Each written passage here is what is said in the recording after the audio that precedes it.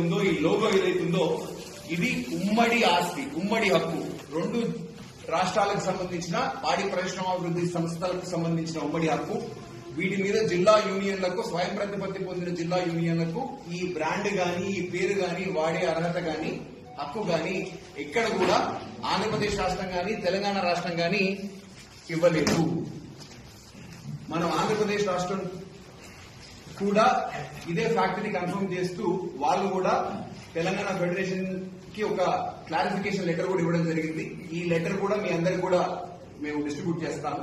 దీంట్లో క్లియర్ గా రాసింది ఎక్కడ కూడా నెల్లూరు యూనియన్ గాని, కర్నూలు యూనియన్ గాని, కృష్ణా యూనియన్ గాని, మ్యాక్స్ చట్టం కింద ఉన్నటువంటి ఏ యూనియన్ కూడా విద్యా పేరుని గాని, విద్యా బ్రాండ్ గాని వాడేదానికి అర్హత గాని, ఆ హక్కులు గాని మేము ఎవరికి కూడా ఇవ్వలేదు అని చెప్పేసి ఏపీ ఫెడరేషన్ కూడా లిఖిత పూర్వకంగా మనకు ఒక ఉత్తర్వు రిలీజ్ చేసింది. ఈ ఉత్తరం కూడా మీ అందరికి కూడా కాపీ ఇస్తాం.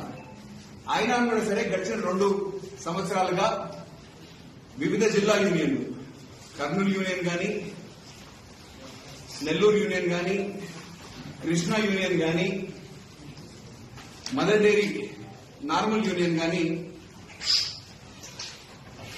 తెలంగాణ రాష్ట్రంలో అనేక ప్రైవేట్ డైరీల ద్వారా వాళ్ళు ఇక్కడ కనీసం తయారు చేసిన మన పాడి రైతాంగానికి సంబంధించిన పాలు కొని క్రయ విక్రయాలు జరిపిన, డైరెక్ట్ గా జరిపిన ఒక అర్థం ఉంది. కానీ అట్లాంటివి కూడా ఏది చేయకుండా పూర్తిగా ప్రైవేట్ డైరీల ఆధ్వర్యంలో వీళ్ళ బ్రాండింగ్ ని ఉపయోగించుకుంటూ, అసలు బ్రాండింగ్ కి సంబంధించిన ఉపయోగించుకునే హక్కులే ఏ విధమైన జిల్లా యూనియన్ కి కూడా లేవు.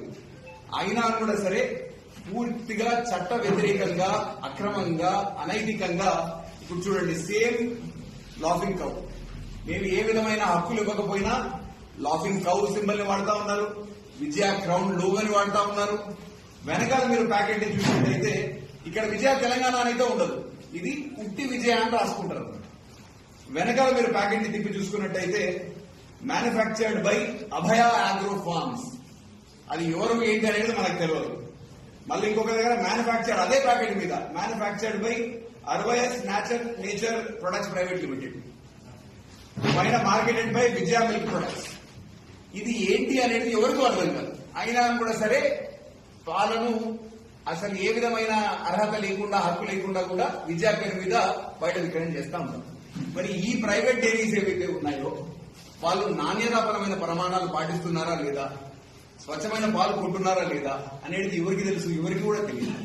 మన సంస్థ ప్రభుత్వం ఆధ్వర్యంలో నడిచే సంస్థ కాబట్టి మనం రైతుల సంక్షేమం గురించి పనిచేస్తా ఉన్నాం. రైతులకు మంచి